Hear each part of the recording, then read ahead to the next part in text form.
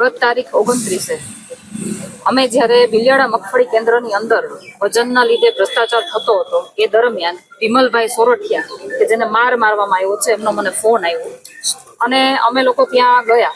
ત્યાં અમે જોયું કે ખેડૂતોની જે સરકારનું જે પરિપત્ર છે 35 કિલો અને 800 ગ્રામ જે મગફળી ભરવાની છે એના બદલે આ લોકો 36 કિલો અને 200 ગ્રામ જેવી મગફળી ભરતા હતા. એનો અમારી પાસે લાઈવ પુરાવો પણ છે જે તમે લોકોએ જોયો હશે. દરેક કેન્દ્ર ઉપર ખેડૂતો સાથે આવી ગેરરીતિ થાય છે અને આવો કડદો કરવામાં આવે છે. આ કડદાને લઈને જ્યારે વિમલભાઈ સોરઠિયાએ અવાજ ઉઠાવ્યો અને એ અવાજને ક્યાંક ને ક્યાંક દામી દેવામાં આવ્યો. કઈ રીતે એ પણ હું તમને સમજાવું. વિમલભાઈએ જ્યારે મને ફોન કર્યો હું ત્યાં ગઈ. એ ગઈ પછી ત્યાં તમને તમામ લાઈવ વિડીયો પુરાવા મોકલ્યા.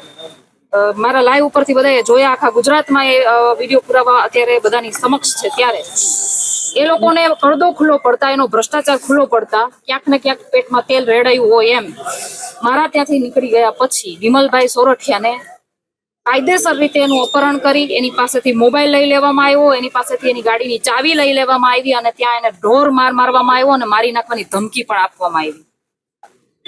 હું આગળ ઊભી હતી.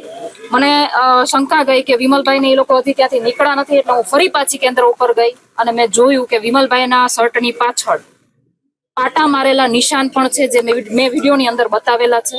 વિમલભાઈનો મોબાઈલ પણ એ લોકો આપે છે પરત. વિમલભાઈની બાઇકની જે ચાવી છે એ પણ એ લોકો પરત આપે છે. તમામ પુરાવા અમારી પાસે છે. આ પછી અમે આ ફરિયાદ કરવા માટે જ્યારે પોલીસ સ્ટેશને જઈએ છીએ ત્યારે વિમલભાઈની અમે ફરિયાદ મૌખિકમાં પીએસઆઈ ડોડિયાને કરેલી છે, પીઆઈ ડોડિયાને સોરી એમને કરેલી છે અને એમણે અમને કીધું છે કે તમે અરજી આપી દો.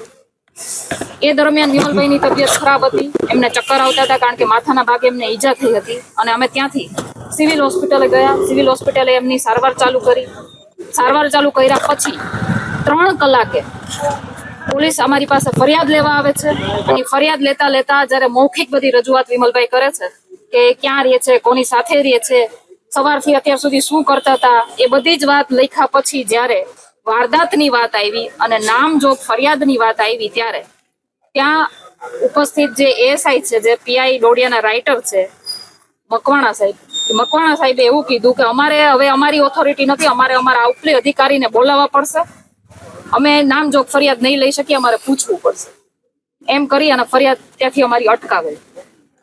એ પછી 1.5 કલાકના અરસે ત્યાં પીએસઆઈ સાહેબ આવેલ અને પીએસઆઈએ ત્યાં હોસ્પિટલના બેડ ઉપર સારવાર લઈ રહેલા વિમલભાઈ અને એમના કાકાને એવું કહેલ કે તમે અમારી સાથે આવો અને ઘટના સ્થળ ઉપર અમને બતાવો.